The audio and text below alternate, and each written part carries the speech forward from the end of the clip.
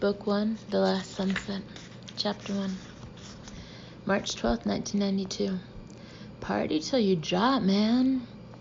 Every time I think back to everything that happened, it's that expression, that silly early 80s cliche, that first comes to mind.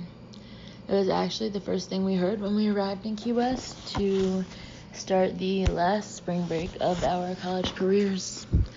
As we were checking into our hotel, a very hairy and even drunker middle-aged man wearing goggles and an orange Speedo screamed, "Party till you drop, man," as he ran soaking wet through the lobby.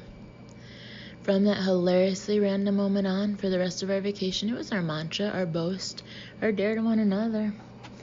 My boyfriend at one point seriously suggested we should all get "Party till you drop, man" tattoos, because we thought it was a joke.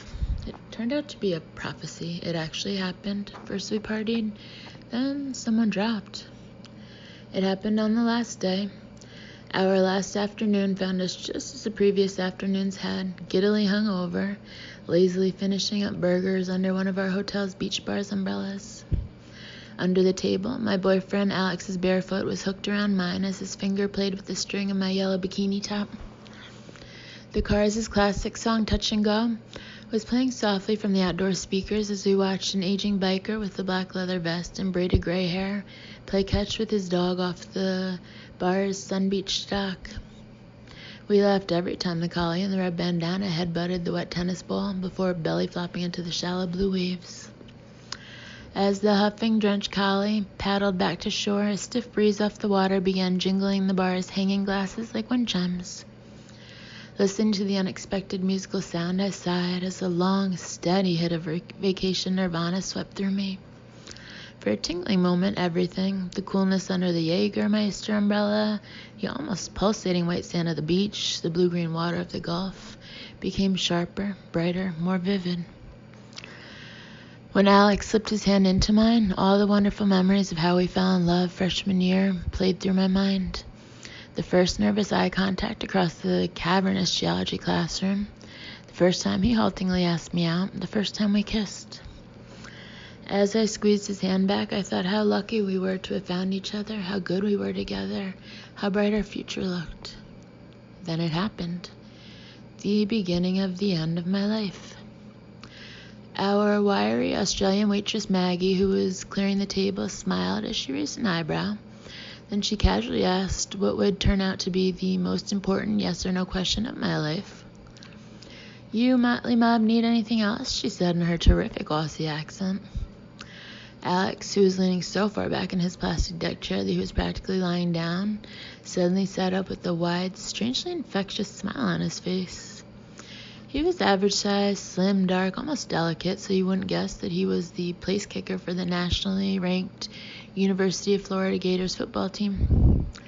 I sat at myself when I realized that he was sporting the same slightly touched "let's get fired up" smile that he wore before he took the field in front of 70,000 people to drill a 50-yarder, or to get us into a bar fight. Our vacation had been everything the travel brochure headline, quote, 5 days, 4 nights in Key West, end quote, had promised. No school, no rules, nothing but me and my friends, the beach, cold beer, copper tone, loud music, and louder laughs. We'd all even managed to stay in one piece over the previous hard-partying 4 days. Uh-oh, what now, I thought. Alex looked around the table at the four of us slowly, one by one, before he threw down the gauntlet. "Since it's our last whole day here, who's in the mood for some dessert?" he said. "I was thinking Jell-O, the kind Bill Cosby never talks about, the kind served in a shot glass." The car song broke into a frolicking guitar riff as an expression of piqued interest crossed my best friend Maureen's face. My pretty roommate and fellow co-captain of the Gators women's varsity softball team was apparently game, so was her boyfriend Big Mike, judging by his enthusiastic nod. Even our studious, usually pessimistic, sunburned pal Kathy looked up from her paperback at the interesting suggestion. "Janine," Alex said as my friends turned to me in silent deference. The questionable decision was all mine. I pursed my lips in worry as I looked down at the sand-covered bar floor beneath my sun-browned toes. Then my face broke into my own mischievous grin as I rolled my eyes. Definitely, I said. All around the bar, people turned as my friends whooped and high-fived and pounded playfully on the sandy table. Shots, shots, shots, Mike and Alex started to chant as our waitress quickly returned to get them. As a responsible 3.9 GPA English major and student athlete, I was well aware that vodka and gelatin was a highly hazardous afternoon snack. But then again, I had an excuse, actually, for them. I was a college kid, I was in Key West, and not only was Spring Break 92 quickly coming to a close, but it was 3 days after my 21st birthday. Yet, as I sat smiling, looking through the happy, crowded bar out over the endless Tiffany blue Gulf, I still had the slightest moment's doubt, the slightest moment's wonder if maybe I was pushing my luck. The feeling was gone by the time Maggie returned with our drinks. Then we proceeded to do what we always did. We raised our party cups, tapped them together, and screamed, "Party till you drop, man," as loud as we could. Chapter 2. I saw a video once of the 2004 Indian Ocean tsunami. It was recorded at some beachfront resort in Sri Lanka, and in it, as the ocean bizarrely recedes, a group of curious tourists wander down to the beach to see what's going on. Staring at the screen, knowing that the receding water is actually already on its way back to kill them, what disturbs you the most is their complete innocence. The fact that they still think they're safe instead of living out the very last moments of their lives right in front of you. I felt that same sick way whenever I go over what happened to me next. I still think I'm safe. I couldn't be more wrong. Several hours later, the Jello shots had done their job and then some. By 7:30 that evening, my friends and I were sardined into the packed Mallory Square for Key West's world-famous outdoor drunken sunset celebration. The gold of our last sunset warmed our shoulders as cold beer splattered and stuck our toes into our flip-flops. Kathy and Maureen were on my right. Alex and his Gator outside linebacker buddy Mike were on my left. And with our arms around one another, we were singing "Could You Be Loved" with as much gusto as Bob Marley himself. In front of the outdoor reggae band, I danced in my floppy bush hat, bikini top, and cargo shorts. I was as drunk as a skunk, laughing hysterically, forehead to forehead with my friends, and the feeling I'd had at the beach bar returned on steroids.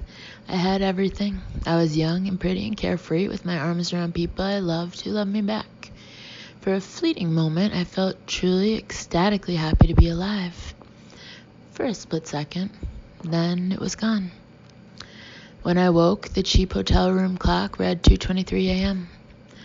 Turning over in the cramped, dark room, the first thing I noticed was that Alex wasn't beside me. I quickly fumbled through my last memories. I remembered a club we went to after the sunset, loud techno, Alex in a straw cowboy hat he'd found somewhere, Alex twirling beside me to Madonna's Vogue. That was about it. The intervening hours, how I had gotten back to the hotel, were an impenetrable, alcohol-induced fog, a complete mystery. A ball of panic began to burn at the lining of my stomach like guzzled vodka as I stared at Alex's empty pillow. Was he okay? I thought groggily, passed out somewhere? Worse? I was lying there, breathing rapidly in the dark, woodenly wondering what I should do next when I heard the sound. It was a giggle, and it had come from the bathroom behind me on my right. I rolled myself up onto my elbows and tilted my head off the bed to look through the crack of its slightly open door. In the light of a strange low glow, I spotted Alex leaning against the sink. Then I heard another giggle, and Maureen, my best friend, appeared in front of him holding a lit candle. At first, as Maureen put the candle down onto the counter and they began to kiss, I truly wondered if I was still asleep and having a nightmare. Then I heard Maureen moan. Realizing that I was very much awake, the enormity of what I was watching walloped into me like an asteroid into a continent. It was my worst fear, everyone's worst fear. My boyfriend and my best friend together. Crippling waves of anger and fear and revulsion slammed through me. Why wouldn't they? Primordial betrayal was being enacted right in front of my locked open eyes. I heard Maureen moan again as Alex began to peel off her t-shirt. Then they were cut from sight as the bathroom door closed with a soft, careful click. A T.S. Eliot quote from my last modern poetry class popped into my mind as I blinked at the closed door. This is the way the world ends, not with a bang, but a whimper. Or a moan, I thought, turning and looking at the clock again. 2:26. If my pre-med boyfriend wasn't currently busy, he could have marked it down. Time of girlfriend's death.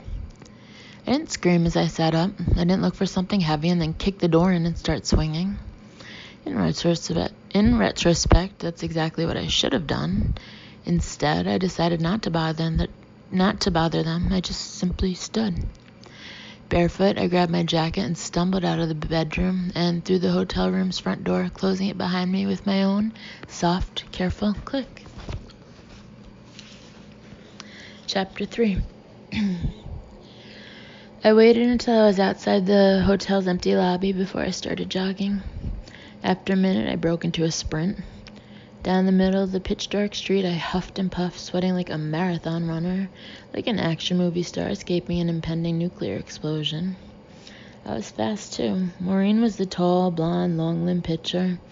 Kathy was the short, tough catcher, and I was the lean, mean, in-between fast one. The now you see her, now you don't, lay one down the third base line and beat you to the first base fast one. And at that moment, I needed every ounce of my speed to take me away from what I'd seen.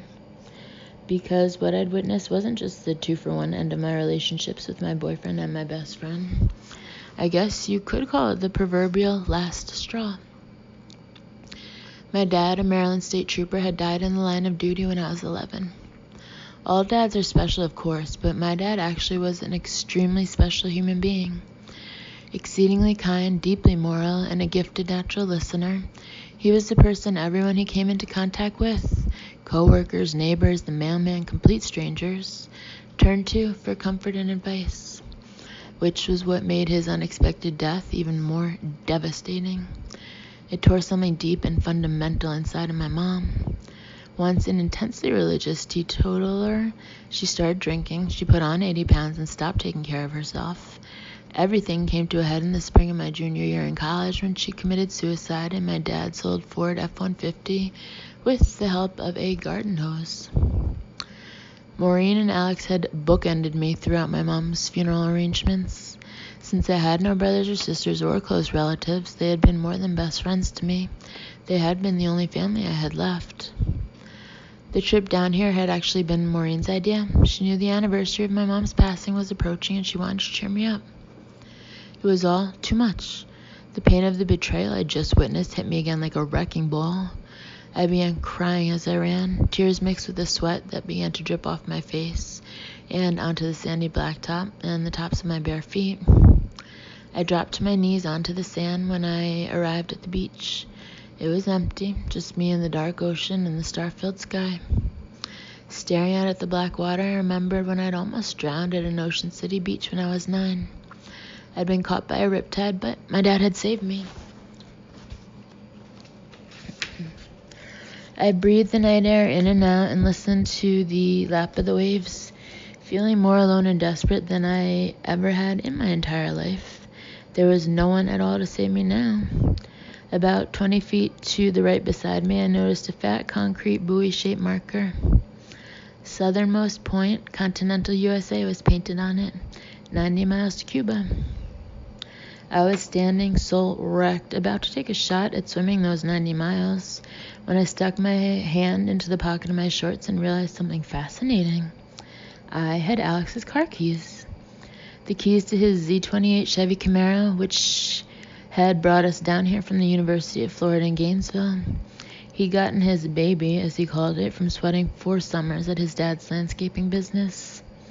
I'd sweated 4 years trying to get his numb jock skull through pre-med, so the sudden idea of taking the sleek red car out for a little spin instead of going for a swim seemed eminently logical.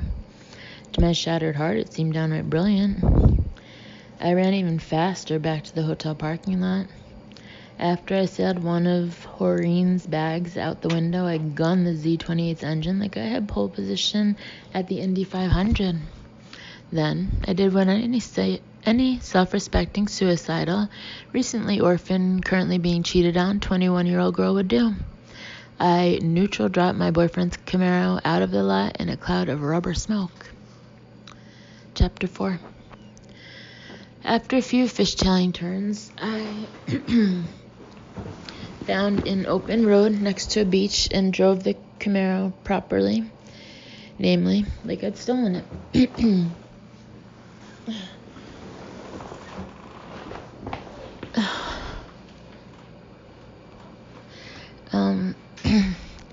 I didn't drop the hammer.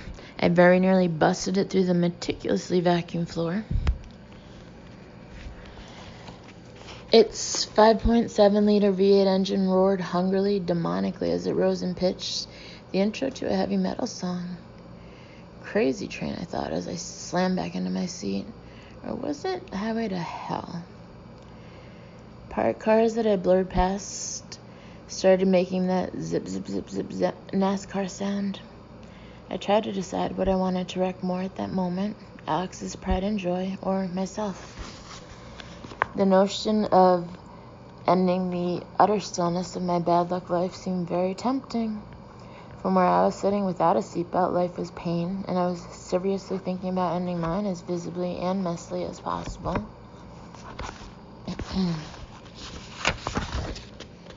The Z28 speedometer was hitting 3 figures, its rear end starting to rise like an airplane on takeoff, when I caught some movement on the dark beach to my right.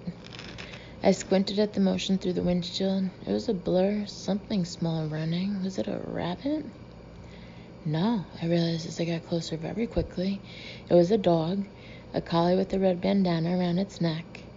I recognized the belly-flopping dog from the bar at the exact moment it changed course like a guided missile and shot out into the beach road, directly in front of the car. Immediately, instinctually, I slammed on the brakes and spun the steering wheel to the right, trying to avoid it. A high howl of evaporating tire rubber filled the car as the Z28's rear end fishtailed to the left like it was on ice. I tried to straighten it, but I must have overcompensated because the car suddenly reversed momentum and went into a rubber-barking, skidding, counterclockwise spin. Shit. I'd lost complete control of the car. My head flew back onto the headrest heavily, helplessly, like I was on a carnival teacup ride. I held my breath as I felt the right side of the car swell, threatening to flip. Instead, it did a 180 and kept right on rotating. It was when the car completed a full 360 that I saw what was looming ahead, and I screamed. Lit in my pinwheeling headlights as if he'd been conjured there by a magician was the dog's owner, the biker from the bar with the gray braided hair. The last thing I remember was pumping the brake again, and again, savagely, as the ridges of the spinning steering wheel flickered painfully over the insides of my fingers. I closed my eyes as the Camara's swinging front end clipped the man in the waist with a sickening, heart-skewering thump. There was a brief crumpling sound of rolling weight onto the metal hood, followed by a squeegee-like squeak as the man slid up the ramp of the windshield. And then there was silence. Nothing but horrible, deafening silence. Chapter 5. I forced myself to open my eyes. The Camaro had come to a shuddering stop another 50 feet to the north. I stared at the empty road in front of me, my foot pinned down on the brake, my hands as tight on the steering wheel as a pair of vice grips. The only sound was my panic breathing as sweat seemed to pour from everywhere at once. The inside of my elbows, the backs of my knees, even my ears. The Camaro idled on the empty road, its engine chugging loudly like an animal catching its breath. I thought the windshield would be cracked, but it was unmarked. So was the hood. Besides losing a couple of inches of tire rubber and brake pad, the car seemed to be doing fine. It was as if nothing had happened at all. As if. I didn't want to look in the rearview mirror. I stared at Albert, Alex's stupid, grinning orange University of Florida Gator logo air freshener instead. Albert wasn't offering any suggestions. I sucked in a hard breath like a diver before going under and finally looked.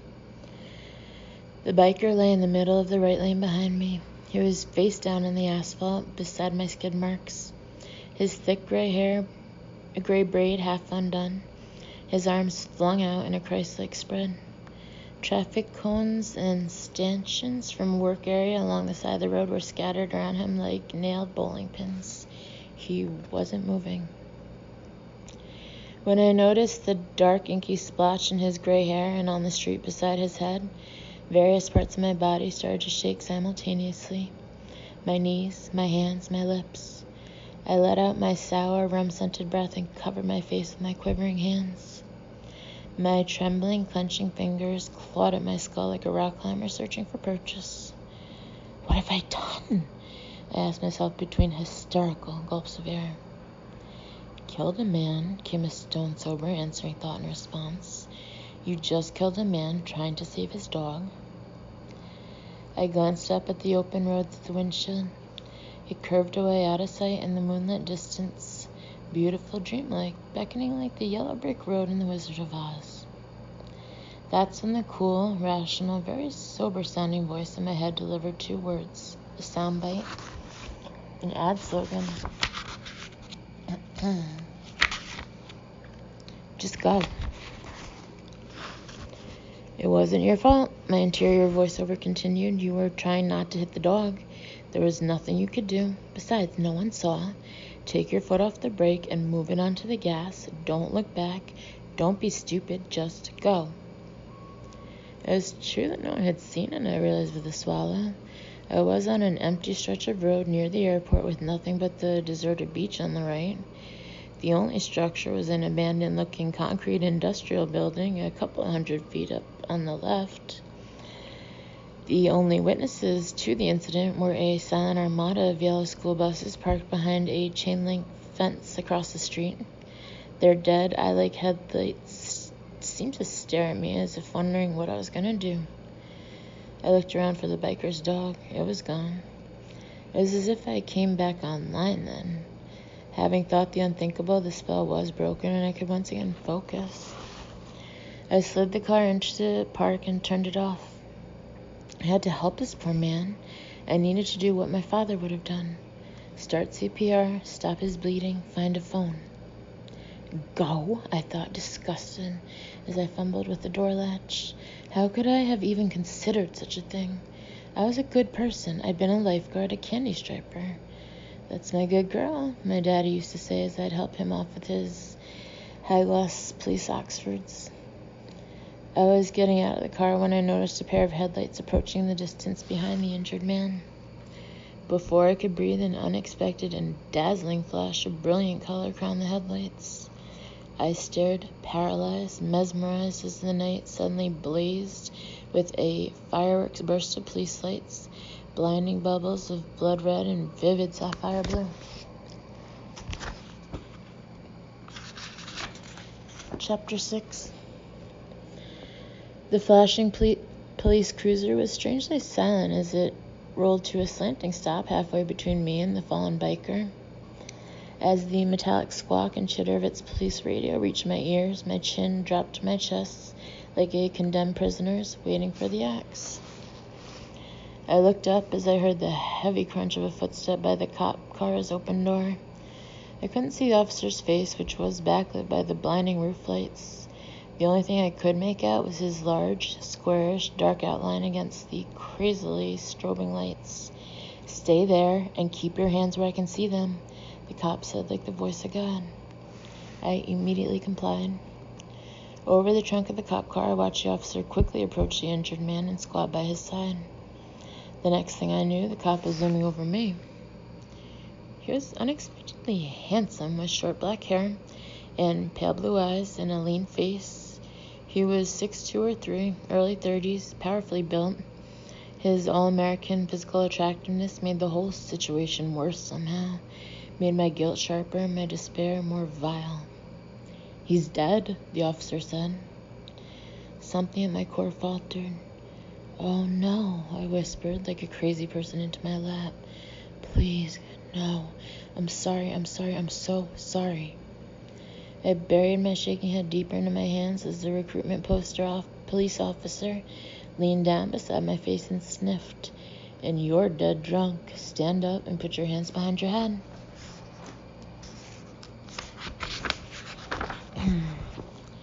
Chapter 7. When my father died and I saw his coffin for the first time, I remember thinking, this is it. Nothing will ever be this bad. I was wrong.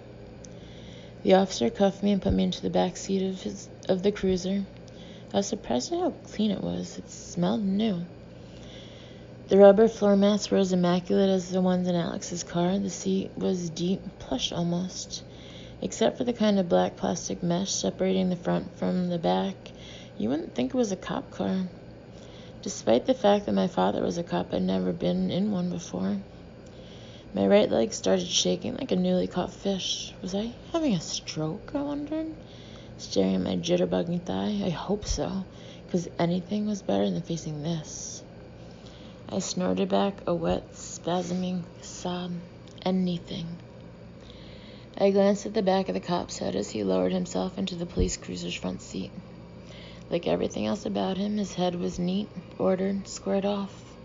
You could probably have balanced a level on his broad boxer shoulders. He had good posture, bearing, my mother would have said.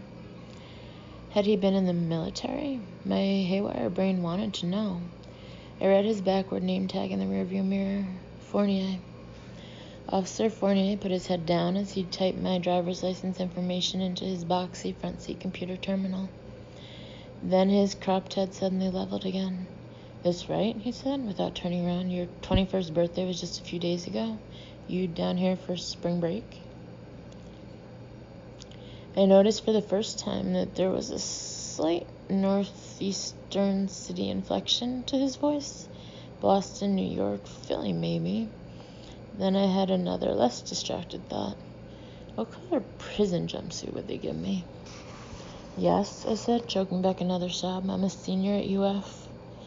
I suddenly wanted to be back there so much I almost moaned. If only I could click my heels and be back to Frisbee and meal cards and the note-scribbled onion skin pages of my Norton Anthology of English Literature. There'd be no more school, no more softball, no more nothing at all. I'd loved books my entire life, and ever since high school I dreamed of becoming an editor at a New York City publishing house. I'd vaporized my future too, I thought. Annihilated it like a mosquito into a bug zapper.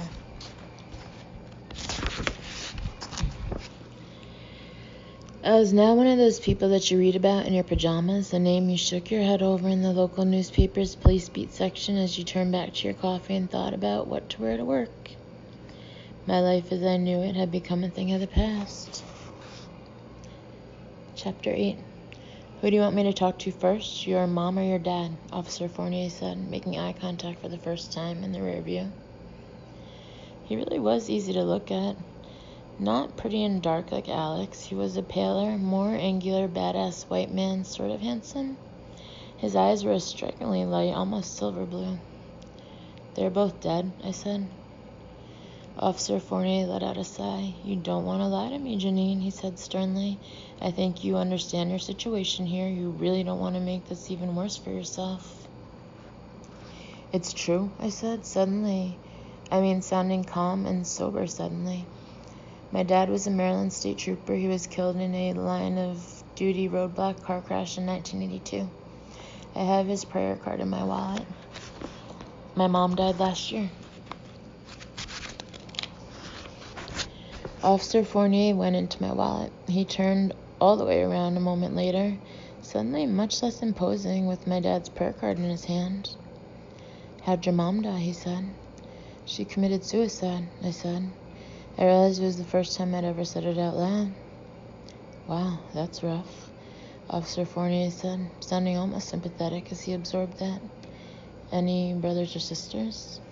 I shook my head. Who's Camaro? My boyfriend's. He's back at our hotel, I said. I sat there for a second. Having sex with my best friend, I added quietly. Officer Fournier shook his head as he looked back at the biker. Wow, the blue-eyed cop said. You're all partying, and he cheats on you, so you took his car. I see. The man had a dog. It ran out in front of the car, I said quietly. I was trying to swerve out of the way of the dog, and I went into a skid. I guess I was going too fast, so I started to spin, and the man was just there. I lost it again. I folded like a lawn chair as I started crying. After about a minute, I wiped my wet face on my thigh. When I sat up, Officer Fournier was staring at me in the rearview mirror with the look I couldn't quite read in his pale eyes. We held eye contact for a long, startling electric beat. I guess it was this strange time to feel attraction towards someone. But there it was. I couldn't look away. He cut away first, tapping my dad's prayer card to his chin. "What if?" he said after a moment. I had my own what-ifs going through my head right at that moment. Like, what if I hadn't had Jell-O shots for lunch? What if I hadn't taken Alex's car? What if I'd never been born? That's when the officer suddenly opened his door and got out. Then there was a snap and a click, and the door beside me opened too. "I'm making a judgment call here," he said as he undid my cuffs. "Get back in your car and get out of here. Go back to school, Janine. This never happened."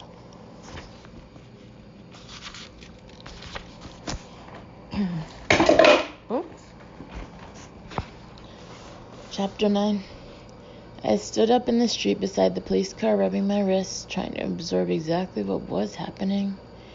My head was spinning faster than the Camaro had, faster than the blinding carnival lights on top of the cop car. I looked forward past Alex's Camaro at the open road. Beside the empty beach, the dark water was as still as glass.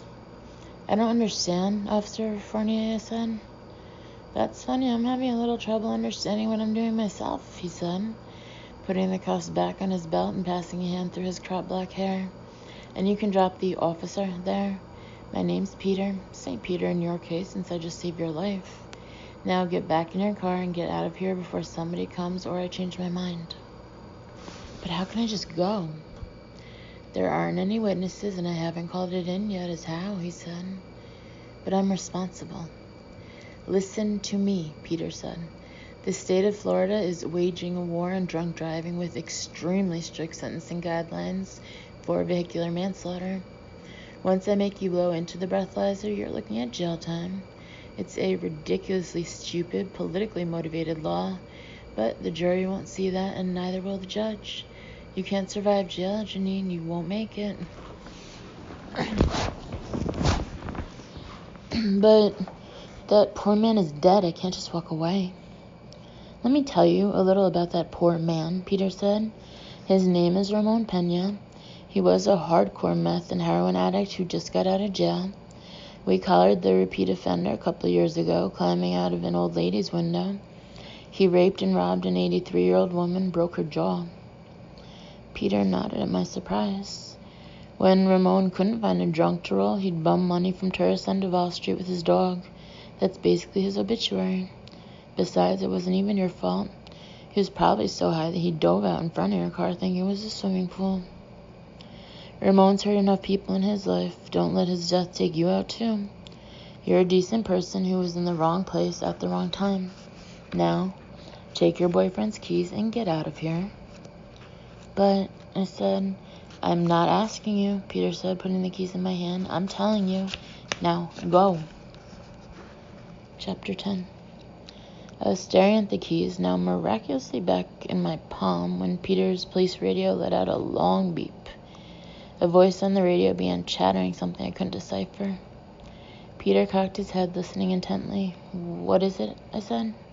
Wait, he said, leaning back into the car, listening.